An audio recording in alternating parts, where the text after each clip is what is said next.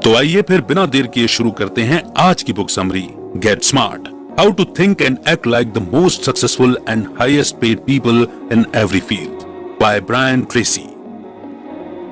क्या आप किसी बड़ी कंपनी के सीईओ हैं, या एक बिजनेसमैन जो इस दुनिया में अपना नाम बनाना चाहते हैं, या आप एक साधारण से एम्प्लॉय हैं जो अपना प्रमोशन चाहता है? अगर आपको अपना बिजनेस आगे बढ़ाने में और अपना गोल पाने में मुश्किलें हो रही हैं तो बेफिक्र हो जाइए, क्योंकि ये बुक आपकी बहुत सारे तरीकों से मदद करने वाली है। ये बुक आपको बताएगी कि अपने करियर में आगे बढ़ने के पहले क्या ध्यान रखना चाहिए। ये आपको दिखाएगी कि आपको सही इंफॉर्मेशन कैसे इकट्ठा करना है और अच्छी तरह से खोजी हुई नॉलेज के साथ रियल चैलेंजेस का सामना करने के लिए कैसे तैयार रहना है। ये बुक आपको स्लो थिंकिंग, फास्ट थिंकिंग के बारे में भी बताएगी। जब आपको दोनों तरह की थिंकिंग के बीच का फर्क समझ में आ जाएगा तो आप मौके के हिसाब से सही थिंकिंग यूज कर पाएंगे। और अगर आप अमीर होना चाहते हैं तो ये बुक आपको सिखाएगी कि कैसे उन 20% लोगों में से एक बना जाए जो साल में 10 करोड़ डॉलर कमाते हैं। ये सब हासिल करने के लिए आपको सीखना होगा कि कैसे फ्लेक्सिबल बनना चाहिए, एक बिजनेसमैन की तरह कैसे सोचना है और अमीर लोगों की सही आदतों को कैसे अपनाना है। ये सारी स्ट्रेटजीज इस समरी में बताई जाएंगी। आपको कुछ इंस्पायरिंग कहानियां भी सुनने को मिलेंगी और ऐसे स्टेप्स जिन्हें आप आज से ही शुरू कर सकते हैं। ये बुक समरी आपके बिजनेस को बढ़ाने के लिए जरूरी है। आइए सीखना शुरू करते हैं कि कैसे स्मार्ट बने और ज्यादा से ज्यादा पैसे कमाएं। तो पहला चैप्टर है इन्फॉर्म थिंकिंग वर्सेस अनइन्फॉर्म थिंकिंग। अगर आप अपना नया बिजनेस शुरू करने की सोच रहे हैं तो पहले आप अपना होमवर्क कर सकते हैं। शायद आपको पता हो कि आपके कस्टमर्स को क्या चाहिए, लेकिन हो सकता है कि आप गलत हों। आप सिर्फ मानी हुई बातों के आधार से फैसले नहीं कर सकते हैं। आपको हमेशा रियल फैक्ट्स पढ़ने और इकट्ठे करने चाहिए।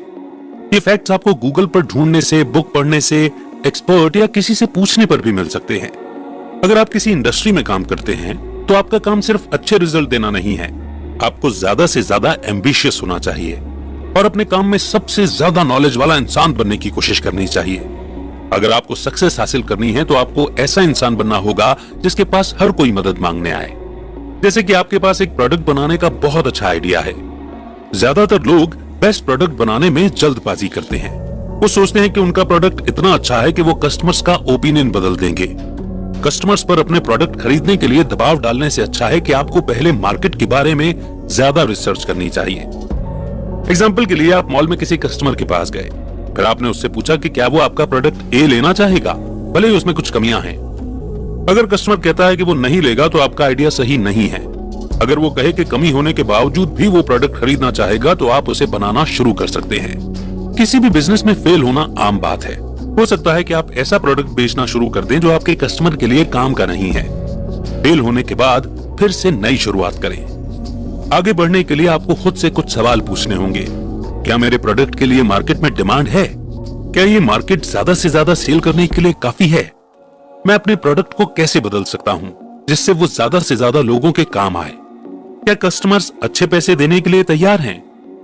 रोज इन सवालों के जवाब देने से आप हमेशा जरूरी जानकारी जान पाएंगे। अनजान या बेवकूफ होने से अच्छा है पूरी तरह से जानकारी रखना, क्योंकि ऐसे में ही आप अपने कॉम्पिटिटर से आगे बढ़कर जीत पाएंगे। चिंता मत कीजिए, जैसे जैसे वक्त बीतता जाएगा आपकी सक्सेस का रास्ता साफ होता जाएगा। अब क्योंकि आपने अपनी रिसर्च की है, आप अपने बिजनेस के बारे में सबसे ज्यादा जानते हैं। अब आपके बिजनेस प्लान पर भरोसा और विश्वास किया जा सकता है और ये आपको कामयाबी की तरफ लेकर जाएगा। सिर्फ इसलिए कि आपका बिजनेस प्लान बन गया है इसका मतलब ये नहीं है कि आप ढीले पड़ जाएं।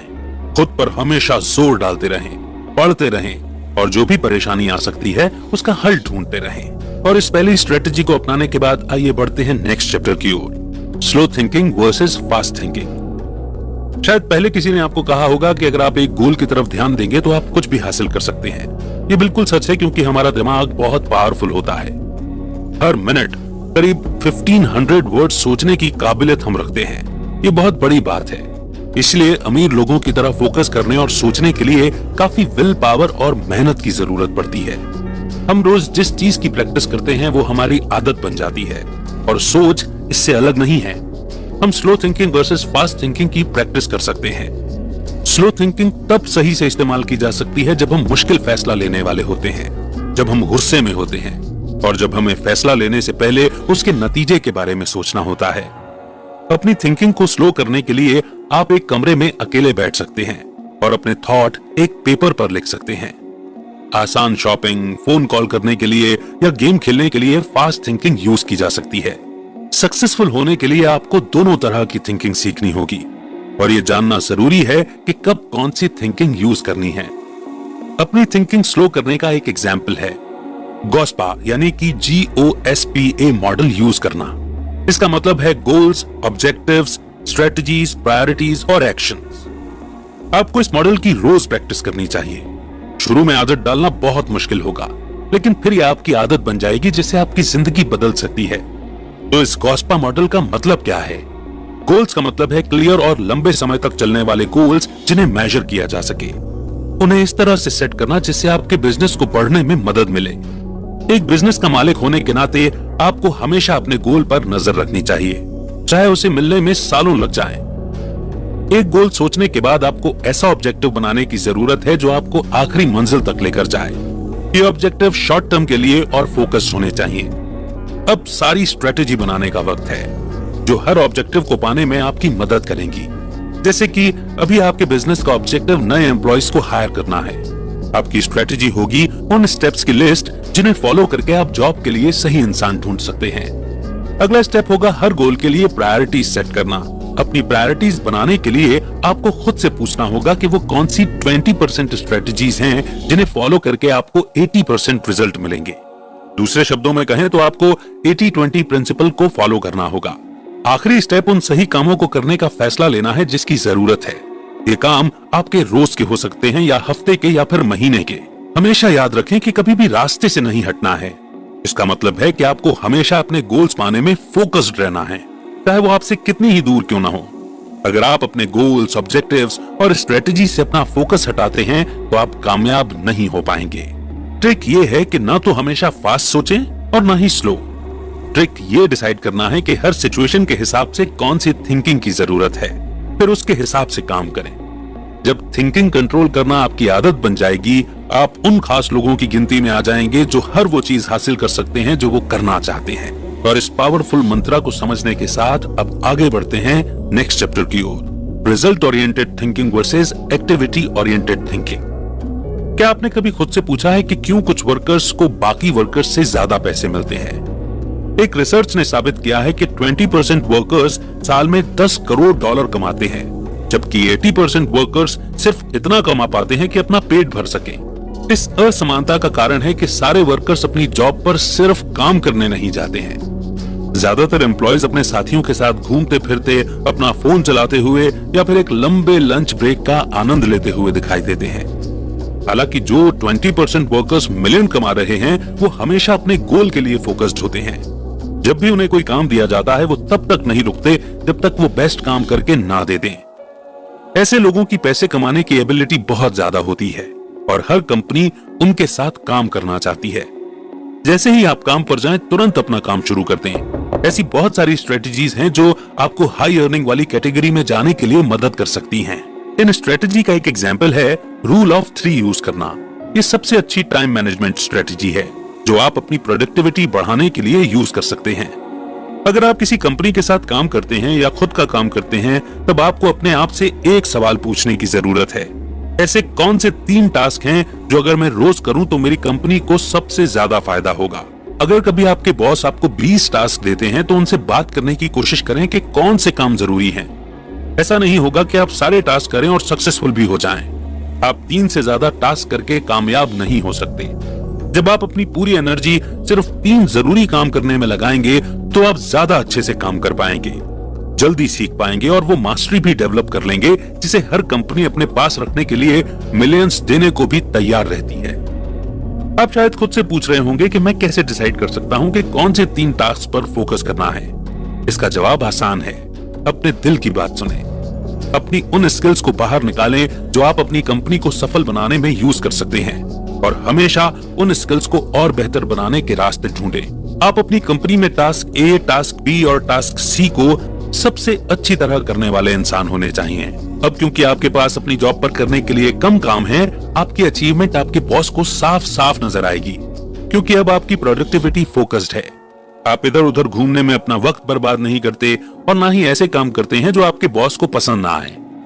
अब आप उन 20% लोगों की गिनती में आने के लिए एक स्टेप और आगे बढ़ गए हैं जो सबसे ज्यादा पैसे कमाते। इस फॉर्मूला को समझने के साथ साथ आगे बढ़ते हैं नेक्स्ट चैप्टर की ओर। समझते हैं flexible thinking versus rigid thinking. क्या आप जानते हैं कि एक रिसर्च में यह बात सामने आई है कि सक्सेस की सबसे जरूरी क्वालिटी फ्लेक्सिबिलिटी है।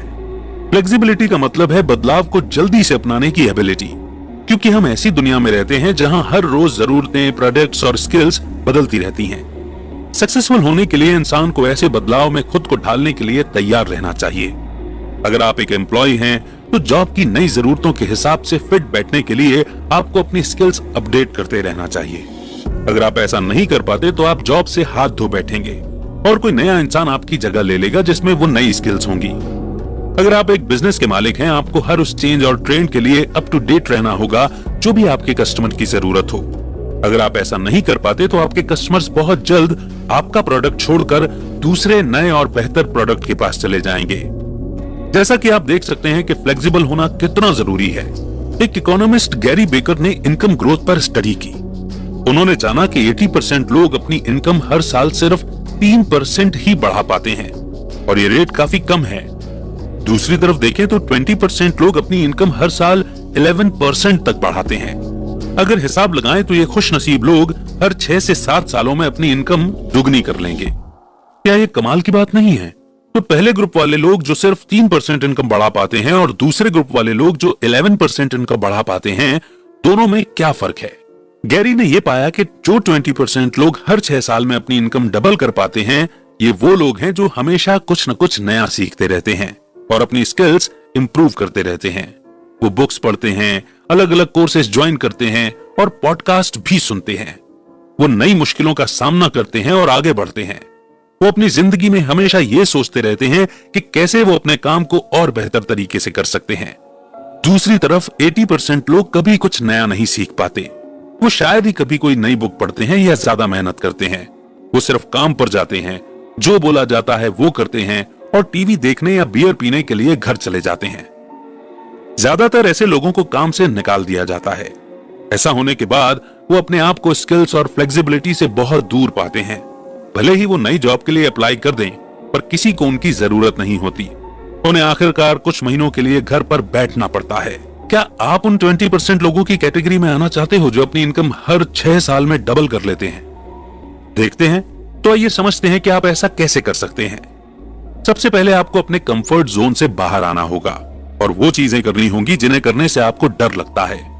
दूसरा, आपको अपनी हार के डर से बाहर आना होगा और तीसरा, आपको यह सोचना और मानना होगा कि आप भी कुछ सीख सकते हैं और अपनी बुरी आदतें बदल सकते हैं। ऐसे काम को ढूंढें जिससे आपको सबसे ज्यादा प्यार है। उस काम में खुद को माहिर बनाएं और नई चीजें सीखते जाएं।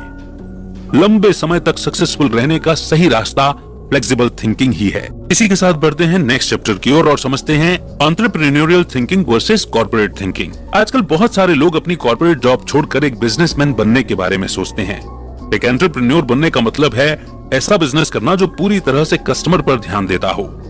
कॉर्पोरेट थिंकिंग में कस्टमर्स को एक बोझ समझा जाता है। उनको ऐसी प्रॉब्लम समझा जाता है जिन पर या तो ध्यान नहीं देना है या उनसे डील करना है, जिसका असर यह होता है कि आप अपने एम्प्लॉय को ऐसे काम करते हुए पाते हैं जिनमें ज्यादा कुछ करने की जरूरत नहीं है। उन्हें ऐसा लगता है कि कंपनी को आगे बढ़ाने में उनकी कोई जिम्मेदारी नहीं है, क्योंकि एम्प्लॉयज को अपनी सैलरी मिल जाएगी चाहे वो अच्छा काम करे या फिर बुरा।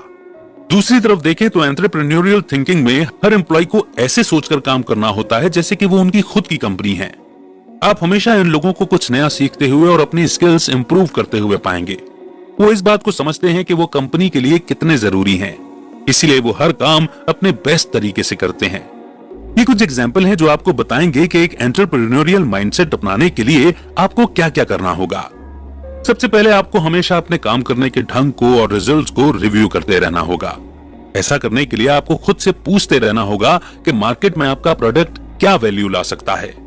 क्या ये आपके कस्टमर्स की प्रॉब्लम को सॉल्व कर सकता है? क्या ये उनके मनचाहे गोल्स को पाने में मदद कर सकता है? और क्या इस प्रोडक्ट के कुछ अनोखे फायदे हैं? दूसरी तरह के सवाल कस्टमर्स के बारे में हो सकते हैं। आपको ये जानने की जरूरत है कि आपके कस्टमर्स कौन हैं उनकी एज क्या है, वो कहाँ रहते हैं, उनकी इनकम क्या है और उनकी पढ़ाई और काम कैसा है। जब आप अपने कस्टमर्स को बेहतर तरीके से जान जाएंगे, आप अपने प्रोडक्ट्स को उनकी जरूरतों के हिसाब से बना सकते हैं। अगला स्टेप मार्केटिंग स्ट्रेटेजी के बारे में सोचना है। आपको अपने प्रोडक्ट को बनाने के लिए बेस्ट तरीकों के बारे में सोचना होगा। नए नए कस्टमर्स बनाने होंगे, उनसे डील करके सामान डिस्ट्रीब्यूट करके बेचना होगा। आप अपनी मार्केटिंग स्ट्रेटेजी को सिर्फ उन लोगों के हिसाब से भी बना सकते हैं जो आपके प्रोडक्ट के लिए अच्छे पैसे देने को तैयार हैं। अगर आप सारे बताए गए सवालों पर ध्यान देंगे तो आप अपनी सक्सेस की तरफ एक कदम और बढ़ा देंगे। आपको कभी ये नहीं सोचना चाहिए कि आप हमेशा सही हैं। एक एंटरप्रेन्योर हमेशा अपने काम करने के तरीकों पर ध्यान देता है, और अगर चीजें सही ना चल रही हों तो वो कुछ नया भी ट्राई करता है। अगर आपको लाइफ में कामयाब होना है तो कभी भी अपने घमंड को या ईगो को आगे नहीं लाना चाहिए, क्योंकि फिर आप ये नहीं सोच पाएंगे कि क्या सही है और क्या गलत, बल्कि हमेशा सही काम करें और अपने काम पर पूरी तरह फोकस रहें। आइए अब समझते हैं rich thinking versus poor thinking. Gravity के लॉ की तरह लॉ ऑफ कॉरेस्पॉन्डेंस बताता है कि जो आप दुनिया में देखते हैं वो आपके अंदर की सोच का ही रिफ्लेक्शन या झलक होती है। अगर आपको अमीर बनना है तो आपको अमीर लोगों की तरह सोचना शुरू करना होगा। अगर आप मन में ये नहीं सोचते कि आप कर सकते हैं तो ऐसा कोई तरीका नहीं है कि जिससे आप कुछ हासिल कर पाएंगे। क्या आपको लगता है कि आप अमीर हो सकते हैं? अगर आपका जवाब हाँ है तो समझिए कि आपका आधा काम हो गया है। अगर आपका जवाब ना है तो आपको अभी भी अपनी थिंकिंग बदलने की जरूरत है। आसान सी बात है। अगर आप अमीर लोगों जैसा सोचने और करने लग जाएं तो आप भी उनकी तरह अमीर बन जाएंगे। ये सिर्फ आदत डालने और उन पर टिके रहने की बात है। शॉर्टकट के पीछे ना भागें। अमीर लोग हमेशा सुबह जल्दी उठते हैं ताकि वो बाकी लोगों से थोड़ा ज्यादा काम कर पाएं। वो मानते हैं कि अगर वो अपना काम नहीं करेंगे और दुनिया को अच्छे प्रोडक्ट्स नहीं देंगे तो वो कभी भी दौलत नहीं कमा पाएंगे। अमीर लोगों की प्रोडक्टिव आदतें होती हैं। वो अपनी हेल्थ, फैमिली और काम का पूरा ध्यान रखते हैं। आप ज्यादातर उन्हें हफ्ते में 60 से ज्यादा घंटे काम करते हुए देखेंगे, और वो भी सिर्फ एक छुट्टी के साथ। अमीर लोगों की आदतें सीखने के लिए आपको 7 स्ट्रेटजीज फॉलो करनी होगी। पहली, आपको एक टाइम पर सिर्फ एक आदत पर ध्यान देना है। आप एक से ज्यादा आदत पर ध्यान दे ही नहीं सकते। एक आदत अपनाओ और 1 महीने तक उस पर टिके रहो। दूसरी, ये आदत डालने के लिए जो भी जरूरी है सीखते रहना होगा। तीसरी, अपने दिमाग में नई आदत के साथ एक पॉजिटिव इमेज बनाओ। पॉजिटिव सोचने से दिमाग काम के प्रति सही काम करता है। जब आप रोज पॉजिटिव सोचेंगे तो आप उस पर विश्वास करने लग जाएंगे, और विश्वास करने के बाद उसे करना आसान हो जाएगा। चौथी, आप अपनी पॉजिटिव सोच को अपनी इमेजिनेशन में भी डाल सकते हो। अपनी अमीर जिंदगी के बारे में इमेजिन करो और वो सच हो जाएगी। इसके लिए विजुअलाइजेशन टेक्निक यूज करें। पांचवी, काम करना शुरू करो। छठी, एक नई आदत डालने में सिर्फ एक दिन नहीं लो, बल्कि बिना रुके पूरे 1 महीने तक अपनी नई आदत की प्रैक्टिस करो। सातवीं और आखिरी, मान लो कि आपका दिन बहुत खराब गया जब आपने अपनी नई आदत की प्रैक्टिस नहीं की। इस मुश्किल का सबसे अच्छा हल यह है कि आप तुरंत वहां से प्रैक्टिस शुरू कर दो जहां से आपने छोड़ी थी। उदास होकर मत घूमो और ना ही अपना दिल छोटा करो, बस फिर से शुरुआत करो। आइए ऑथर ब्रायन ट्रेसी की जिंदगी के बारे में बात करते हैं। जब वो 30 साल के थे तब उनके पास पैसे नहीं थे। वो एक लोकल यूनिवर्सिटी से एग्जीक्यूटिव MBA प्रोग्राम कर रहे थे। उनके शहर में एक दिन एक अमीर और जाने माने एंटरप्रेन्योर आए। उन्होंने अपनी कार ब्रायन के सामने लाकर खड़ी कर दी, और उनकी कार सिल्वर ग्रे कलर की 450 SEL मर्सिडीज बेंज थी। ब्रायन एक पुरानी वोल्वो चलाते थे, इसीलिए वो अपने सामने खड़ी मर्सिडीज को देखते रहे। मर्सिडीज के ड्राइवर ने देखा कि ब्रायन घूर रहे हैं, तो वो मुस्कुराए, ब्रायन के सामने हाथ हिलाए और क्लास की तरफ चले गए। ठीक उसी समय ब्रायन ने सोचा कि जरूर ये कोई बहुत अमीर आदमी होगा जो इतनी महंगी गाड़ी चलाता है। यहाँ तक कि उन्हें यह भी याद है कि कार की सीट ब्लू कलर के लेदर की थी। इसीलिए ब्रायन ने रोज 2 से 3 घंटे पढ़ना शुरू किया कि अमीर लोग कैसे सोचते हैं, कैसे काम करते हैं और कैसे पैसे कमाते हैं, जिसके नतीजे ये थे कि उन्होंने ज्यादा से ज्यादा काम करना शुरू किया, और वो भी लंबे समय के लिए। फिर वो एक के बाद एक तब तक प्रमोट होते गए जब तक उन्होंने अपने मालिक से ज्यादा पैसे कमाना शुरू नहीं कर दिया। सिर्फ 3 सालों में ब्रायन एक नई कार खरीदने लायक हो गए थे। उन्होंने उसी मर्सिडीज का मॉडल पसंद किया जिसे उन्होंने ब्लू कलर की लेदर सीट के साथ देखा था। तो कुल मिलाकर के यदि हम सही स्ट्रेटजीज के साथ चलें तो वो सब कुछ पाना नामुमकिन बिल्कुल भी नहीं है जिसकी आप चाहत रखते हैं। आइए अब इस बुक समरी को कंक्लूजन के माध्यम से रिवाइज कर लेते हैं। इस बुक समरी ने हमें सिखाया कि अपने करियर के लिए फैसला लेने के पहले हमें कैसे सोचना चाहिए और कैसी रिसर्च करनी चाहिए। अगर आपका बिजनेस नए प्रोडक्ट बनाने की तरफ जा रहा है तो आपको पहले रिसर्च करनी चाहिए। अगर नहीं करेंगे तो आपके कामयाब होने के मौके बहुत कम हो जाएंगे। हमने ये भी समझा कि स्लो थिंकिंग को मुश्किल फैसले लेने के टाइम पर यूज करते हैं। इसमें आपको थोड़ा आराम से सब कुछ देख समझकर और ध्यान से सोचने समझने की जरूरत होती है। दूसरी तरफ फास्ट थिंकिंग को रोज के कामों के लिए यूज करते हैं, जैसे कि नई ड्रेस खरीदना वगैरह। सक्सेसफुल होने के लिए आपका यह सोचना बहुत जरूरी है कि कब कौन सी थिंकिंग यूज करनी है। इसके अलावा इस बुक ने आपको यह भी दिखाया कि कैसे आप अपने काम को दूसरों से बेहतर करके ज्यादा पैसे कमा सकते हैं। जब आप अपनी स्किल्स को बढ़ाते रहते हो, आपको प्रमोशन मिलता है या पैसे बढ़ते हैं। एक स्ट्रेटेजी जो आप यूज कर सकते हैं वो है फ्लेक्सिबल होना। जब आप मार्केट में होने वाले सारे बदलाव को देखकर उनके साथ आगे बढ़ते हैं, आप किसी भी प्रोडक्ट को बेच सकते हैं। दूसरी स्ट्रेटेजी है अपने कस्टमर्स के बारे में हमेशा सोचते रहना। आपको हमेशा एक एंटरप्रेन्योर की तरह सोचना चाहिए। आखिरी स्ट्रेटेजी अपनी गलत आदतें बदलना है। लॉ ऑफ कॉरेस्पॉन्डेंस बताता है कि अगर आप अमीर लोगों की तरह सोचते हो तो आप उनके जैसे बन जाओगे। ट्रिक बस यह है कि आपको उनके व्यवहार को स्टडी करना है और उनकी वो आदतें अपनानी है जिन्होंने उन्हें कामयाब बनाया। क्योंकि बदलना आसान नहीं है, इसलिए आपको हर महीने में एक आदत बदलने से शुरू करना चाहिए, तब यह आसान हो जाता है। अब चूंकि ये नया साल है, इसलिए नए साल में खुद से वादा करने के लिए बिल्कुल सही समय है। सोचिए कि आपने इस बुक से क्या सीखा और एक बार में एक नई आदत डालना शुरू कर दीजिए। उम्मीद है कि आपको ये बुक समरी बेहद पसंद आई होगी। आपके बेस्ट टेक अवेज क्या रहे इस बुक से, जरूर कमेंट